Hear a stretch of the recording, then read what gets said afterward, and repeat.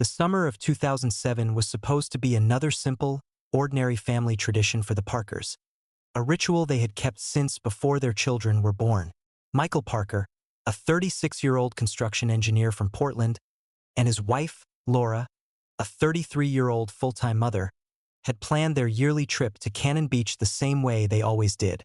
For them, the drive to the Oregon coast carried a familiar sense of comfort.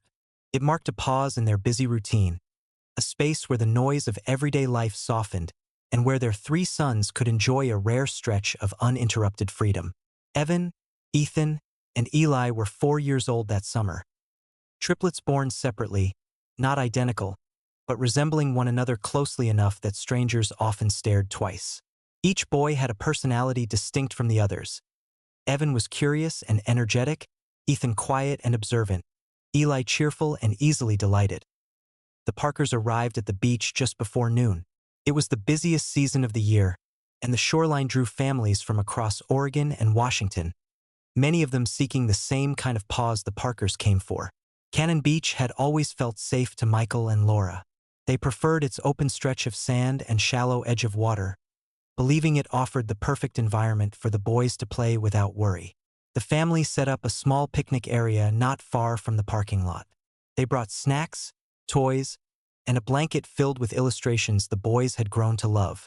The triplets laughed and pointed at the seagulls overhead, reacting with the kind of unfiltered excitement only young children carry.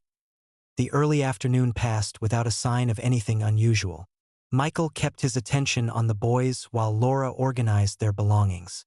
The children stayed near the water's edge, close enough for the cool waves to touch their feet but far enough from any deeper parts of the shoreline. Other families sat nearby, some reading, some taking pictures, others keeping watch over their own children. Everything about the atmosphere suggested a calm, uneventful afternoon. Around 3 o'clock, the wind picked up unexpectedly. Bags and towels shifted, and the Parkers' picnic setup scattered slightly. Michael stepped toward the belongings, and Laura joined him, both focusing on gathering the items before they blew farther down the beach. It was the kind of moment parents encounter countless times, brief and distracting but never alarming. They remained within the same general spot, still aware of the direction where the boys were playing. Neither imagined that 10 minutes could hold anything beyond the task of keeping their belongings in place. When the wind settled and their things were finally secured, they turned back toward the water with the same expectation they had carried all afternoon. But the space where Evan, Ethan, and Eli had been just moments before was empty. The shallow stretch of water showed no sign of movement, no splash, no shifting pattern. Families seated nearby continued their own activities without any visible disruption. None of them appeared startled, confused, or concerned. It was as if nothing had changed, except that the three children the Parkers had been watching all day were no longer there to tea first. Michael and Laura tried to convince themselves that the boys had simply wandered behind one of the small clusters of people nearby. The triplets were known for following their curiosities, and it seemed possible they had chased after something that caught their attention. But each second that passed chipped away at that explanation. Parents at neighboring blankets had not noticed children moving through their area. No one recalled seeing 3 boys leave the water or climb the small incline that led back toward the street. The absence of any sign was the first moment that tightened something unspoken inside both of them. The tide was low, the water calm, the conditions far from threatening. The geography of the area did not support the idea of the children being pulled away. And yet, their disappearance did not resemble wandering either. There was no sound, no object dropped, no direction they might have taken. The moment stretched until the realization settled heavily between them. 10 minutes had passed, no more, and the world around them looked exactly as it had before, except their children were gone. The call to emergency services went out at 3:10 p.m. Within minutes, deputies from the Clatsop County Sheriff's Office and members of local search and rescue teams began arriving. Families on the beach were questioned, though most could only say the same thing. They remembered the triplets earlier in the afternoon, playing together and laughing near the water, but none recalled seeing them leave. The uniformity of the responses deepened the mystery. As the first hour slipped away, the search widened. The coastline was scanned repeatedly. Volunteers formed organized lines along the sand.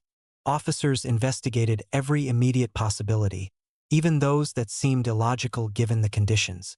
The beach community, usually filled with vacationers and laid-back summer energy, shifted into a quiet tension.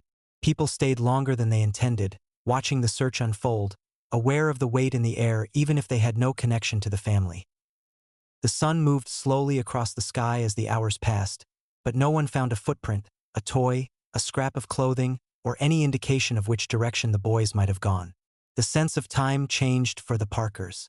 What had been a brief summer afternoon had turned into a moment that refused to end, a moment that felt wrong from the inside out yet offered no explanation. And as daylight began to fade, the truth settled with a gravity that no parent could prepare for. 3 boys had vanished from one of the most familiar places their family knew, and there was nothing to tell anyone how or why it had happened. The moment the disappearance was reported, the response unfolded with a speed that reflected how seriously missing children cases are treated across the United States. The 911 dispatcher immediately classified the situation as critical, and law enforcement mobilized without hesitation. Deputies from the Clatsop County Sheriff's Office arrived first, followed by officers from nearby police departments who happened to be closer to the coastline. Paramedics, firefighters, and volunteers from the county's search and rescue unit were soon drawn in as well. Within the first half hour, officials requested activation of the statewide Amber Alert system, pushing out notifications through cell networks, radio, and highway message boards. Oregon residents across multiple counties received the alert almost simultaneously, many of them glancing down at their phones to read about 3 missing 4-year-old boys last seen on the coast as word spread. More people began to arrive to offer assistance. The Parker family remained at the beach while law enforcement set up a temporary command post nearby. Investigators gathered the boys' descriptions, reviewed the timeline minute by minute, and interviewed anyone who had been present earlier in the afternoon. Several families recalled seeing the 3 children playing near the water, the curiosity they displayed, the closeness with which they stuck together. But none of them noticed anything out of the ordinary happening around the time they vanished.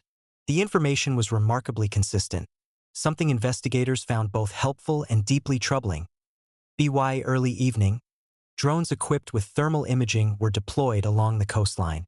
A helicopter from the Oregon State Police Aviation Unit circled the area repeatedly, scanning for signs of movement. Volunteers lined up in organized rows, combing through nearby walking paths, parking lots, and any small gaps that could conceivably conceal 3 children. Officers visited local businesses, checking security footage even though most establishments near the coast in 2007 did not yet rely heavily on surveillance systems. Every effort was made to reconstruct the final minutes before the boys vanished, though the timeline remained frustratingly clean, without contradictions or clues that might suggest a direction or a culprit. Night approached, but the search continued. Flashlights, portable lights, and vehicle headlights pushed back the darkness, though none illuminated anything useful. The consistency of failure created a quiet strain that settled over the entire search effort. It reflected a fear shared by every person present. Cases like this were not supposed to unfold this way. Parents lose sight of children at parks, malls, beaches, often for seconds or minutes, and those moments resolve quickly. Children reappear, confused or excited or oblivious to the concern they caused. What happened at Cannon Beach did not fit the familiar patterns. It resisted every assumption about how a child might go missing, and that unease grew heavier as the hours passed. By the time midnight neared, the operation expanded further inland. Officers contacted nearby rest stops, gas stations, and hotels.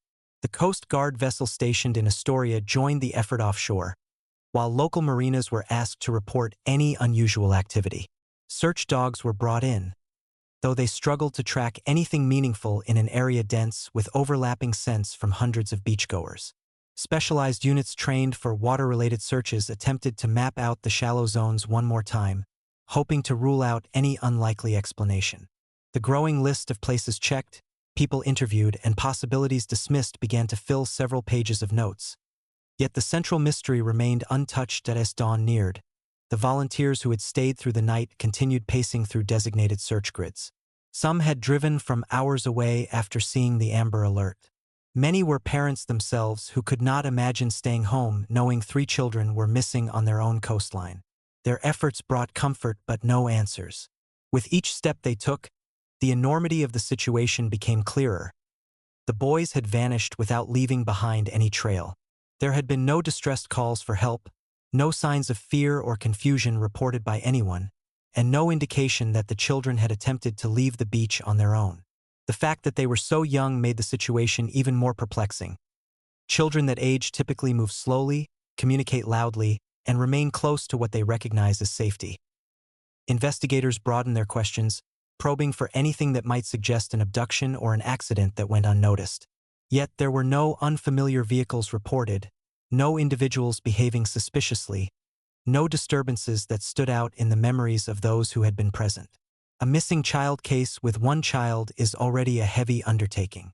But 3 children at once, all disappearing within minutes, presented an anomaly that defied standard procedure. Through that first night, law enforcement pressed past exhaustion, determined not to let the critical first 24 hours slip away. Morning brought a new phase of response. The FBI contacted the sheriff's office to offer support. National news outlets began to report the story, drawing widespread attention. Volunteers multiplied, forming an even larger network across the coastline. Search grids were expanded farther up and down the beach, while officers visited neighborhoods and vacation rentals in the surrounding region. The Parker family, overwhelmed by the magnitude of the unfolding crisis, stayed near the command post as investigators continued asking questions and verifying details. Every person present shared the same hope, that the boys might be found nearby, scared but unharmed. But as the morning sun rose and still nothing surfaced, that hope took on a fragile quality. The disappearance no longer looked like a simple case of wandering or confusion. It began to resemble something else entirely, something no one wanted to name but everyone quietly feared. And though no one understood yet how 3 boys could vanish so completely, the search pressed forward with an urgency that reflected the truth everyone was beginning to sense. Something had happened on that beach that did not align with anything familiar, and the answers, whatever they were, lay somewhere beyond the reach of the first desperate night. In the weeks that followed, the Parker family entered a reality they had never imagined possible. The search that began as an urgent, coordinated effort persisted for days, then weeks, then months, reaching a point where the timeline itself felt distorted. The early surge of nationwide attention gradually gave way to shorter segments on the news, then occasional follow-ups, and eventually silence. But for Michael and Laura, time did not fade or soften anything. It only expanded the weight of every unanswered question. Michael resigned from his job before the end of the year. He no longer felt capable of maintaining routines or focusing on projects unrelated to the search. His days became long drives up and down the Pacific Northwest, stopping in parks, rest areas, shopping centers, schools, anywhere that might contain a fragment of possibility. Every familiar highway exit turned into a reminder of what was missing. He kept a binder filled with flyers, maps, contact numbers, and notes from conversations with strangers. Some people offered sympathy, others tried to recall whether they had seen children who looked similar, but nothing ever led anywhere meaningful. Laura found herself participating in communities she had never known existed. Groups of parents across the country who had experienced similar tragedies offered support and guidance. She joined organizations that advocated for missing children, attended gatherings, and became part of efforts to push for stronger protocols nationwide. Through the network of parents, she learned the complexity of long-term searches, how they could stretch across years, how families often lived between hope and despair without closure, how memories of the missing frequently shaped the rhythm of daily life. They attempted to support each other, but grief took forms neither had anticipated. Both carried guilt that never surfaced as blame yet hovered silently between them.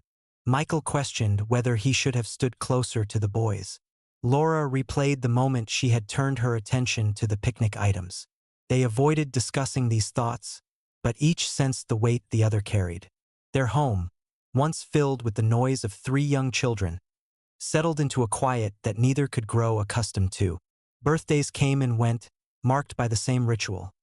Pictures placed on the dining table, candles lit, and a private acknowledgement of another year passing without the boys. leads arrived occasionally. A family in Idaho reported a child abandoned near a campground who matched the boy's age and general appearance. A police officer in Nevada spotted 3 young siblings traveling with unfamiliar adults. A school counselor in Washington believed a new student resembled one of the sketches circulated nationwide. Each time, Michael and Laura traveled immediately, regardless of distance or cost. They arrived filled with restless hope, only to leave carrying a familiar emptiness. The children were never theirs. Sometimes families apologized for the confusion. Sometimes officials expressed regret that the lead had come to nothing. But regret and apologies could not fill the space where answers should have been. The strain on Michael and Laura's marriage grew slowly, without confrontation. It shaped itself through exhaustion, through nights spent awake, through opposing ways of coping. Michael moved constantly, unable to stay in one place. Laura remained home most days, convinced that she needed to be available if anyone ever called. They tried to support each other's approaches, but the distance formed almost imperceptibly. The house became a place where grief lived quietly in separate corners. Friends and relatives encouraged them to seek closure or consider healing in ways that acknowledged the possibility the boys might never return. Some even suggested the idea of adopting or rebuilding their family. Laura rejected those suggestions immediately. She believed her sons were alive somewhere, even if the path to them was unclear. The idea of moving forward without them felt like a betrayal she could not accept. Michael understood her reasoning but struggled with the unending uncertainty. He respected her dedication, yet he found himself drifting further into a life defined by travel, search grids, and unanswered calls. By 2010, the investigation had slowed significantly. Detectives rotated assignments. New officials took over roles previously held by those who had once known every detail of the case. The Parker boys became part of a cold case file that sat in storage alongside thousands of unresolved disappearances nationwide.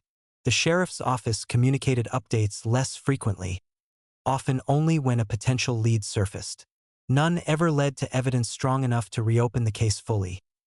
Despite the slowing pace, the Parkers maintained their annual ritual. Every July 15th, they returned to Cannon Beach, standing in the same area where the boys were last seen.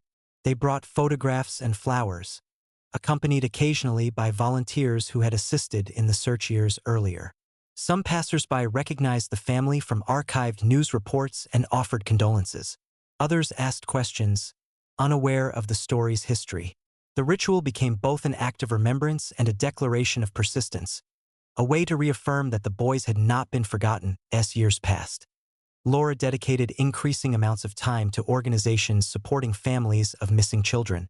She helped distribute resources, spoke with parents newly confronted with their own tragedies, and shared what she had learned about navigating long-term uncertainty.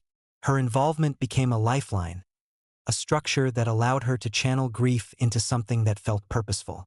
Michael, meanwhile, continued following leads that grew increasingly sparse. He traveled across multiple states, often following little more than rumors or vague reports of children who resembled the boys. By 2015, the case was formally classified as unsolved. Detectives explained the limitations of resources and the shift toward new investigations requiring immediate attention. They assured the Parkers that the file would remain open for any future developments, though both parents recognized the meaning behind the official shift. It represented a transition from active search to archived inquiry, a status that often signaled the possibility of never learning the truth. Yet even as the search slowed, the Parkers did not relinquish hope. They continued to send updated age progression images to schools, medical centers, child welfare agencies, and shelters across the country. They contacted organizations involved in adoption networks and nonprofit groups that traced missing children. No matter how many years had passed, they believed that someone, somewhere, might recognize a face that resembled one of their sons. The search for Evan, Ethan, and Eli became the foundation of the Parkers' existence. A story that shaped every decision, every day, every effort. It persisted not because the path was clear, but because the alternative was unthinkable. And in the quiet spaces of their home, among the unanswered questions and the weight of passing years, the hope that their boys were alive continued to hold its place, steady and unyielding, even as everything else changed around it. In the years after the case was officially labeled unsolved, life for the Parkers never regained the shape it once had. They adapted only in the sense that humans must adapt when time refuses to reverse itself. Michael continued to chase faint leads while Laura remained the steady point of contact for families, journalists, and nonprofit groups. By 2020, the world around them had changed in ways no one had expected. The pandemic brought a halt to routines, closed businesses, moved conversations online, and forced people to reconsider the meaning of connection. In that unexpected shift, Laura found a new path she had never explored. Using social media as a tool for the search, she had watched other families use online platforms to spread the word about missing loved ones, creating communities that extended beyond geographical limitations. For years, she resisted the idea, unsure how to navigate the digital world and hesitant to expose her son's story to a new kind of scrutiny. But the isolation of the pandemic changed the landscape. She realized that traditional methods had carried the search as far as they could. The world was moving in a different direction, and she needed to move with it. Laura began by learning how to post photos, organize content, and label images with keywords that would help them reach more people. She studied how advocacy groups used Instagram, Facebook, and TikTok to spread awareness. Soon she created pages dedicated to the boys, each featuring childhood photos, age-progressed renderings produced by organizations that specialized in such technologies, and captions that told the outline of their story. She used hashtags like #FindTheParkerTriplets and #MissingChildrenUSA, hoping they might capture even a passing glance from someone who recognized a feature, a smile, or a resemblance that connected to their memory. Her early posts reached only a small number of users, mostly other parents in support groups and individuals who had heard about the case years before. She continued anyway, convinced that persistence mattered more than numbers. She posted on anniversaries, holidays, and days that held meaning for the family. She shared stories about who the boys had been at age 4, their interests, their personalities, the little details she feared might someday fade if she didn't keep them alive. By 2021. Laura noticed the gradual appearance of strangers among her followers. Some commented with words of encouragement. Others shared her posts on their own pages. Although the progress was slow, she felt a new kind of movement within the search, subtle but present. For the first time in years, she sensed the possibility that technology could reach corners of the country she and Michael could never reach on their own. Despite this feeling, the months slipped by without a lead. She continued to update age-progressed images as the boys would have turned 17, then 18. She imagined what their voices might sound like now, what interests they might have developed, whether they would have chosen sports, art, science, or something far beyond her prediction. That imagination kept the hope alive, even as it deepened the ache with each passing year. Then, in March of 2023, something shifted. It was not a moment she sought out.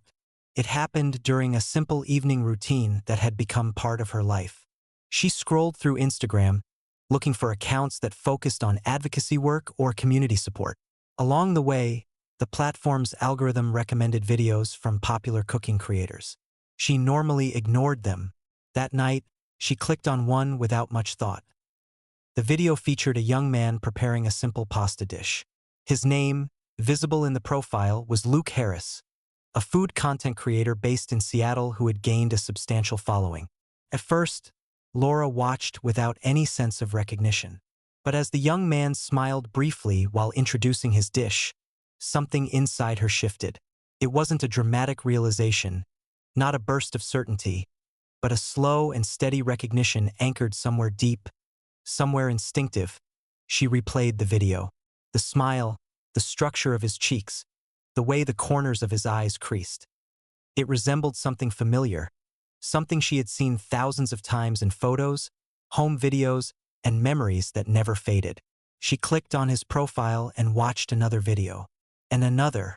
Each time, the sense of familiarity grew with uncomfortable clarity. In one of the older videos, Luke cooked while on a short trip to Oregon.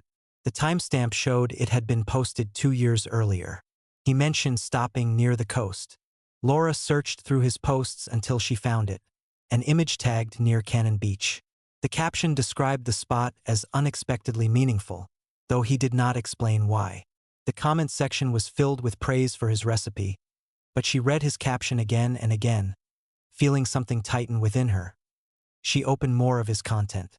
The earliest posts on his account showed a younger version of himself, still learning, still experimenting with recipes. There were no childhood photos, no mention of a family, no references to parents or siblings. In his biography, he wrote that he had developed a passion for cooking at a young age and that he had grown up in the Pacific Northwest. But nothing about where he came from or who raised him. Laura stayed awake long after the rest of the house was quiet. She watched video after video, searching not for confirmation but for contradictions. She wanted to find something that proved she was wrong. But every clip strengthened her suspicion. Luke would have been 20 years old in 2023. The triplets were born in 2003. The ages matched. The features matched. The timing matched. The sense of familiarity was too strong to dismiss. The next night, after hours of hesitation, she opened the message window on his profile. She typed several sentences, deleted them, then typed again. Finally, she settled on a simple message, the kind a supporter might send to a creator they admired. She told him she enjoyed his videos, especially the ones filmed on the Oregon coast. She ended with one question, framed casually: whether he had any personal connection to the area. She did not expect a response. But the reply came within hours. He told her that he didn't know why the coast felt familiar. He had visited Cannon Beach only once. But something about it had stayed with him. It gave him a sense of comfort he couldn't explain. He ended the message by saying he had no early childhood memories before age 3 and had grown up in a group home in Tacoma. Laura read the message repeatedly. She felt the familiar mixture that had defined her life for 16 years. Fear, hope, disbelief, longing, and the ache of possibility she had tried so hard to protect herself from. This time, though, the possibility felt different, felt precise, felt close. It felt like something she could reach if she allowed herself to take the next step.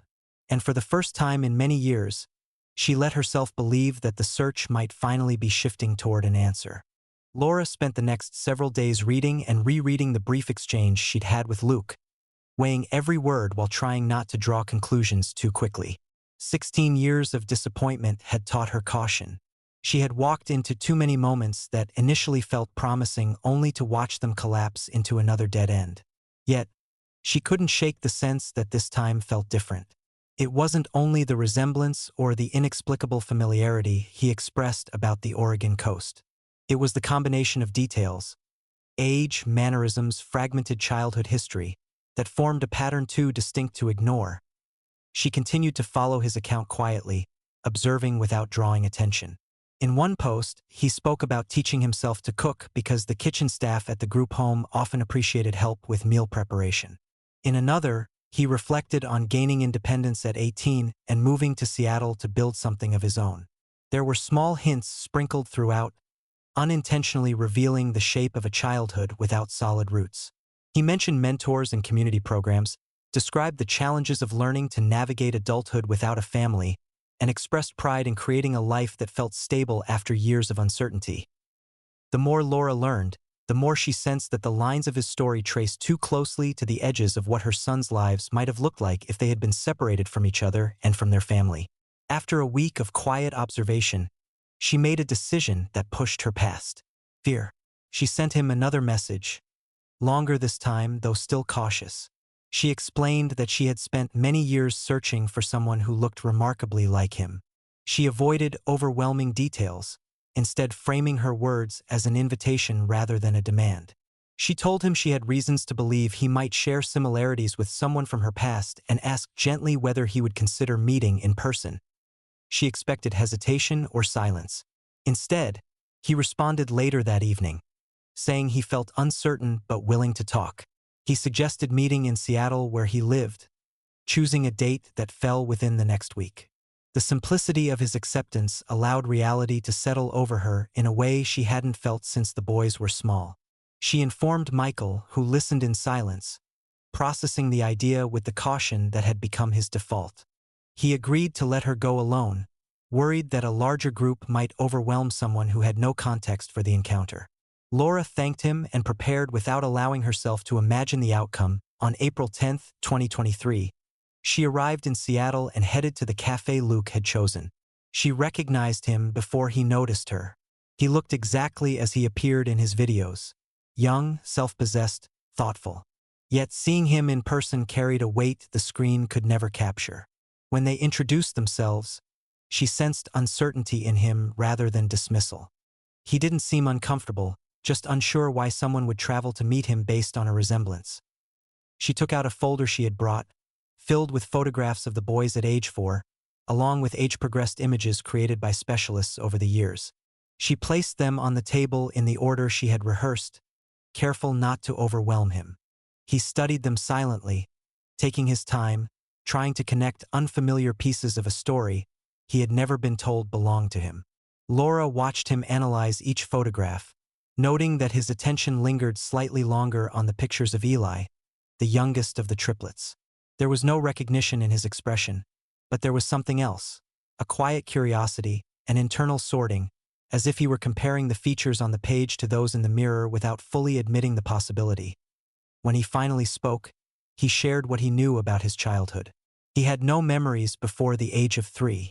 The staff at the group home told him he had been found near a residential area in Tacoma, brought in by a passerby who believed he had been abandoned. There had been no identifying information, no missing person reports that matched him, and no leads strong enough to trace his origin. He had grown up within the foster system, moving between homes until he turned 18 and began living independently. These facts matched the type of fragmented beginning that would be expected if a child had gone missing and resurfaced hundreds of miles away without identification. Laura listened with a grief that felt both old and painfully new. When he finished speaking, she asked whether he would be open to taking a DNA test. He agreed without resistance, acknowledging that he had always wanted to know if there was someone out there connected to him in ways his memories could not explain. They visited a nearby medical center the same afternoon. The staff performed the test quickly, and they were told to expect results within 5 days. Laura returned to Portland that evening, carrying a mixture of hope and fear so intense she could barely recognize it. Michael picked her up from the station, and she explained how the meeting went. He listened carefully, not letting himself lean too far in any direction. On April 15th, the call came. The medical center asked them to come in person. Michael and Laura drove to Seattle without speaking much, each absorbed in separate layers of anticipation. When they arrived, they were guided into a private room where a staff member placed an envelope on the table. Laura opened it, scanning the document with a focus sharpened by 16 years of waiting. The result showed a probability of parentage at 99.99%. The confirmation carried a force that pushed through every barrier they had built to protect themselves from disappointment. Michael sat quietly, absorbing the reality that one of their sons had been found after all this time. Laura felt 16 years of longing and fear converge into the understanding that Luke was Eli, alive, grown, and standing somewhere in the building waiting to speak with them again. When they returned to the lobby, Luke approached with an expression shaped by confusion and awe. He had read his own copy of the results moments earlier. The knowledge that he had a family searching for him his entire life seemed to settle over him slowly, forming new identity layers he had never expected to carry. Laura introduced herself again, not as a stranger this time, but as a mother who had finally found her child. The confirmation of Eli's identity reshaped everything the Parkers believed about the past 16 years. The joy of finding him was immediate, but so was the realization that the search was far from over. 2 sons were still missing, and for the first time, they were no longer navigating guesses. They had a living connection whose memories, even fragmented, could become the first real lead since the boys vanished in 20079. The days following the DNA results, Laura and Michael spent hours talking with Eli, listening carefully as he tried to articulate the earliest fragments of his life. He struggled to form any linear story. His memories before age 4 appeared in pieces that lacked clear context. He remembered sounds without faces, rooms without details, and occasional impressions that felt more like intuition than recollection. But he mentioned 2 recurring sensations that had never made sense to him until now. An unexplainable sense of absence he had carried through childhood, and dreams in which he saw 2 boys who looked like him, moving beside him in a place he couldn't define. Those dreams came throughout his childhood at the group home in Tacoma. He described moments where he felt a pull towards something unremembered, names that surfaced unconsciously, emotions triggered by images of siblings in movies or photographs, the way he instinctively reacted when he saw twins or triplets. None of it had formed into a complete memory, but it now aligned with Laura's understanding of what might remain after trauma, distance, and time. Michael contacted the Clatsop County Sheriff's Office and the FBI, informing them that one of the missing children had been identified. The case file, long dormant, was reopened. Detectives who had worked the original investigation had retired or moved to new assignments, so a new team was formed to reconstruct everything from the beginning. They interviewed Eli extensively, documenting everything he could recall about his earliest years in the Tacoma group home. Records from the facility were retrieved, though many parts were incomplete due to staff turnover and limited documentation practices from previous decades. Investigators located a brief intake note from July 2007 describing a child found near a residential neighborhood in Tacoma. The entry stated that the child appeared disoriented and unable to provide identifying information. A line written by the intake coordinator mentioned that the boy had been brought in by a man who claimed he found him wandering alone. The man had refused to give his full name and left before staff could gather more details. When the group home contacted local authorities at the time, there was no matching missing child report. Since the Parker case was being handled in another state and abduction had not been confirmed at that early stage, the connection was never made. This discovery ignited a wave of urgency within law enforcement. The idea that Eli had been deliberately abandoned after being taken from Oregon opened the possibility that his brothers had been moved elsewhere through similar channels. With the case reopened, investigators traced archived tips from 2007 that had been dismissed due to lack of evidence.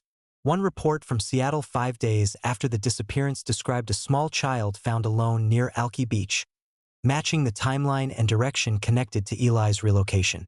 The description aligned with his age but had been overlooked because officials had assumed all three boys would still be together if sighted. The link between Cannon Beach, Alki Beach, and Tacoma formed the first tangible map the investigation had seen in 16 years. The FBI worked with Washington state agencies to reconstruct potential transportation routes used by individuals connected to child trafficking networks active during that period. As these patterns emerged, they fit a broader context of illicit activity that had since been dismantled, suggesting the Parker boys might have been caught within a system operating along the West Coast during the early 2000s. Eli followed the developments closely, trying to reconcile this new understanding of his origin with the life he had built. He met with investigators repeatedly, willingly answering every question despite the emotional strain. The knowledge that he had two brothers who may have grown up unaware of their history shaped his resolve. He told Michael and Laura that he wanted to be involved in the search however he could, even if his memories remained incomplete. As investigators dug deeper, they discovered that multiple children had been reported found alone in Washington around the same time Eli appeared. The patterns suggested a coordinated movement, not a random accident. A key breakthrough came when an archived report surfaced documenting a complaint about suspicious activity at a small marina south of Tacoma in July 2007. The description included individuals transporting children and leaving the area quickly. The report had never been linked to any specific case, but with Eli's reappearance, it took on new significance. Everything pointed toward the likelihood that the triplets had been separated shortly after being taken from the beach. The theory aligned with the condition Eli had been found in and with the behavior of trafficking groups that operated by moving children through different states rapidly to avoid detection. This realization settled heavily on Laura and Michael, blending relief that they finally had information with the renewed fear of what the other two boys might have endured. Yet the discovery of Eli provided momentum that neither had dared imagine only months earlier. For the first time in years, they had something concrete: names of facilities, dates on documents, potential witnesses, and geographic connections. And behind all of it was the simple, powerful truth that one son had been found alive after 16 years. That truth carried enough force to push them into the next stage of the search, no matter how uncertain or painful it might become. The reactivation of the case triggered a wave of inquiries across multiple states, and within weeks the investigation expanded far beyond the regions originally searched in 2007. With Eli's identity confirmed, the FBI re-examined the national DNA registries, adoption records, and intake files from child welfare agencies across the West. This time, they had a clear genetic profile to compare against. It was enough to shift the search from a wide, unfocused effort into a targeted pursuit that carried momentum in ways the Parkers had never experienced before. The first breakthrough came from Colorado. A DNA screening from a young man in Fort Collins produced a partial match to Eli's profile, indicating a close familial connection. The result had been generated months earlier as part of a routine health study at a university but had not been cross-referenced with national missing persons databases until the Parker investigation reopened. The young man's name was Adam Lewis, a 21-year-old studying computer engineering. He had been adopted as a toddler and had no memory of life before his adoptive family. Investigators traveled to Colorado to interview Adam's adoptive parents, who cooperated fully. They had adopted him in 2008 through a private arrangement facilitated by a man who presented himself as an intermediary working with out-of-state group homes. They were given only limited details: an early childhood marked by instability, a lack of available records, and a description of a child who needed stability and care. They had no reason to question the legitimacy of the adoption and had provided Adam with a safe and supportive home. Yet as they answered investigators' questions, it became clear that the paperwork from 2008 held inconsistencies. Missing signatures, blurred dates, and vague origins. These discrepancies aligned with the kind often seen in cases routed through unlicensed adoption networks.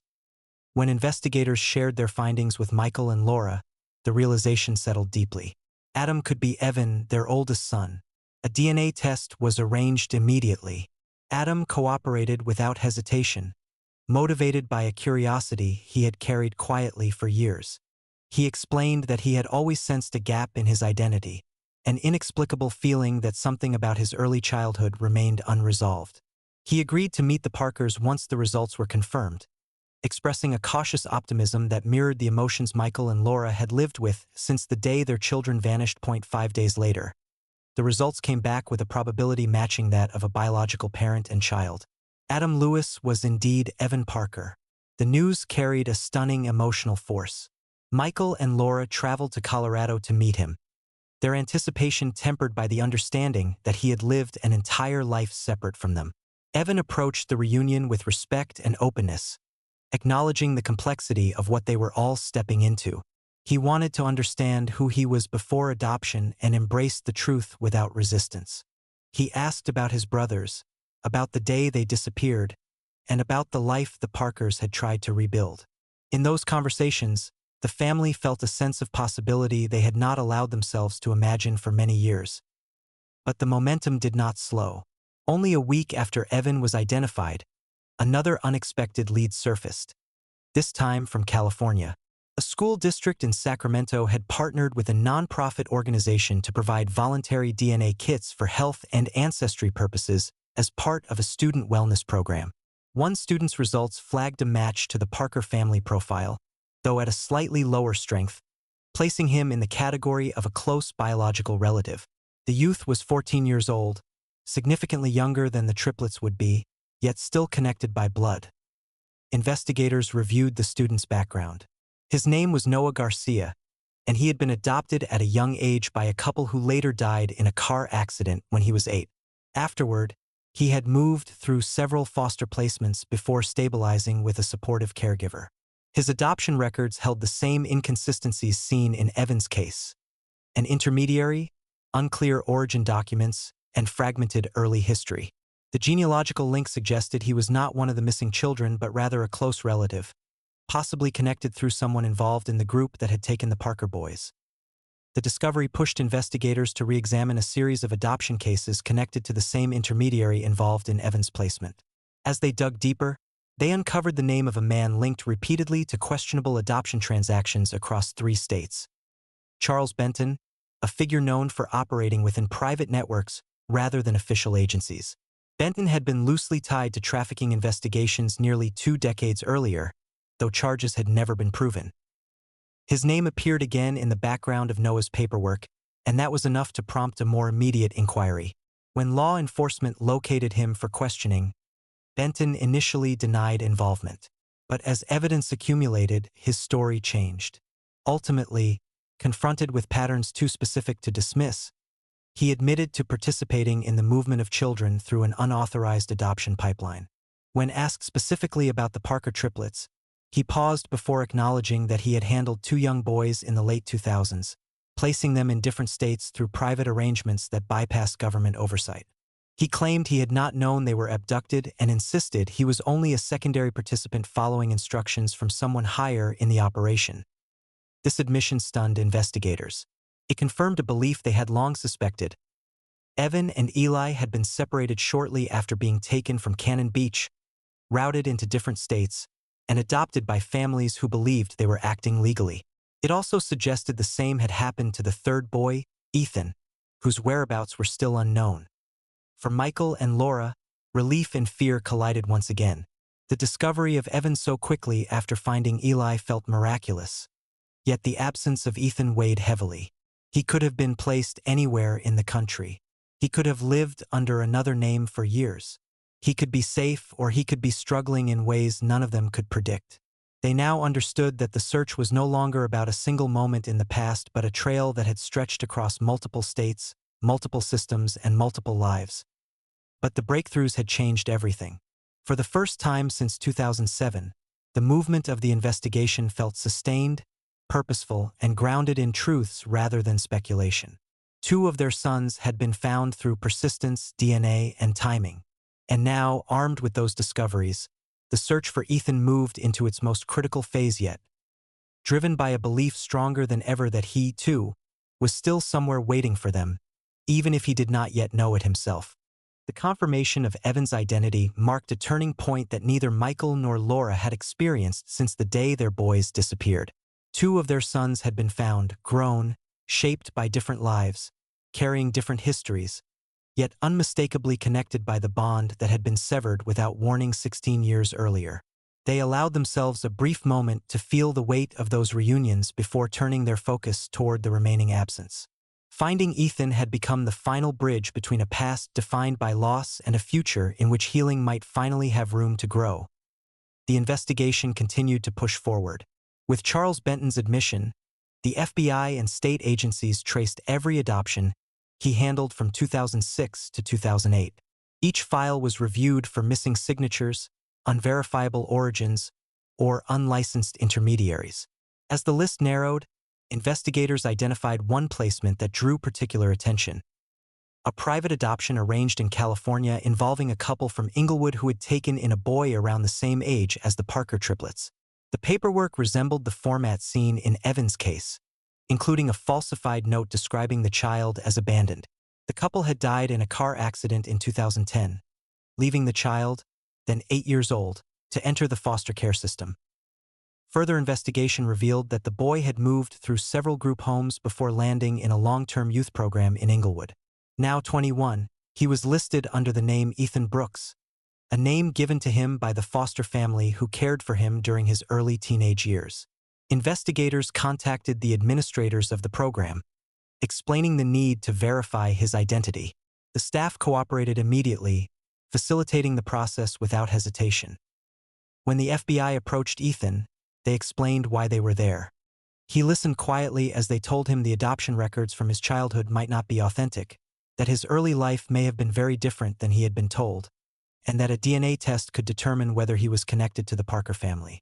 Ethan agreed without resistance. He had lived his entire life feeling a quiet distance from his beginnings, aware he had no memories prior to age 4, and burdened by questions he had learned to ignore. He submitted the DNA sample that same day. 5 days later, the result confirmed what the Parkers had hoped for. Ethan Brooks was Ethan Parker, the last missing triplet. When Laura saw the result, she felt a sense of closure so profound that it reached places she had spent years trying to protect from disappointment. Michael placed the envelope on the table and stared at the documents, unable to speak. Eli and Evan, now both aware of the truth, contacted Ethan as soon as they received the news, extending the connection that had been split apart nearly 2 decades earlier. The first meeting was arranged by the program administrators in Inglewood. Laura and Michael flew to California with a mixture of anticipation and restraint. They knew Ethan had lived a life shaped by instability, loss, and movement. They also understood he had survived those years without the knowledge that he had a family searching desperately for him. When he walked in to meet them, he carried himself with a quiet composure built from years of navigating uncertainty. He introduced himself simply, acknowledging that although the situation felt overwhelming, he wanted to understand the truth. Laura began with photographs, the same ones she had shown Eli and Evan. Ethan studied them carefully, tracing the outlines of a childhood he could not recall. He lingered on the images of the three boys together, observing the similarities and differences. As he looked at them, he admitted that he had always felt haunted by the sense that something in his early life had been erased. When he saw the photos of his brothers at age 4, he recognized a familiarity that had always sat just beneath the surface. Over the following weeks, the three brothers began talking, gradually learning how their separate lives had unfolded. Eli described his years in the Tacoma group home. Evan recounted the stability he had grown into with his adoptive parents in Colorado, and Ethan shared what it meant to live through multiple placements after losing the only people who had ever taken him in. There was no resentment between them, only a quiet understanding that each had traveled a different path shaped by decisions none of them had been able to influence. As the summer of 2023 approached, the family prepared for something symbolic. They chose July 15th, the exact date of the disappearance 16 years earlier, to return together to Cannon Beach. It had been the place where everything was lost. Now it would be the place where everything converged again. The Parkers stood with their sons, no longer the children they once were but young men who carried resilience formed through hardship. They shared the stories of the years apart, acknowledging the struggles, the emptiness, and the unknowable questions each had lived with. The gathering didn't erase the past, and it didn't pretend to. Instead, it honored what had happened, recognized what had been endured, and embraced what had finally been restored. Law enforcement continued their work long after the reunion. Charles Benton and several others connected to the trafficking chain faced federal charges. Many of the children placed through his network were identified and their records corrected. The Parker case became part of a larger effort to expose the hidden infrastructure that had enabled such tragedies. As time passed, the three brothers began building a relationship rooted not in shared memories but in shared survival. Eli continued developing his cooking career, Evan returned to his engineering program with renewed purpose, and Ethan entered job training programs offered through the youth center to prepare for independent adulthood. Their lives had taken different shapes, yet the discovery of each other filled a space none of them had been able to name before. For Michael and Laura, the healing came slowly, not as a single moment of relief but as a recognition that the years of searching had converged into something extraordinary. They could not reclaim the time that had been taken from them, but they could honor the strength that carried them through the years when answers felt impossible. And for everyone who learned their story, the message remained clear. Even when the path is broken, even when years stretch into silence, even when hope feels like a fragile ache rather than a certainty, persistence matters. Sometimes the world returns what was lost in ways no one can predict. Piece by piece, step by step, through strangers, through chance, through courage, and through the quiet belief that love continues reaching forward even when everything else seems out of reach. Thank you so much for taking the time to listen to this story today. Your presence here means more than words can express, because stories like this are not just narratives. They are reminders of the resilience, love, and determination that exist even in the darkest and most uncertain moments of life. The journey this family endured shows us that hope can survive years of silence, that love can travel across distances and circumstances, and that the human spirit is capable of holding on even when the path ahead feels impossible to see. It teaches us that we never truly know how far our persistence can reach, or how deeply our actions can impact the lives of others.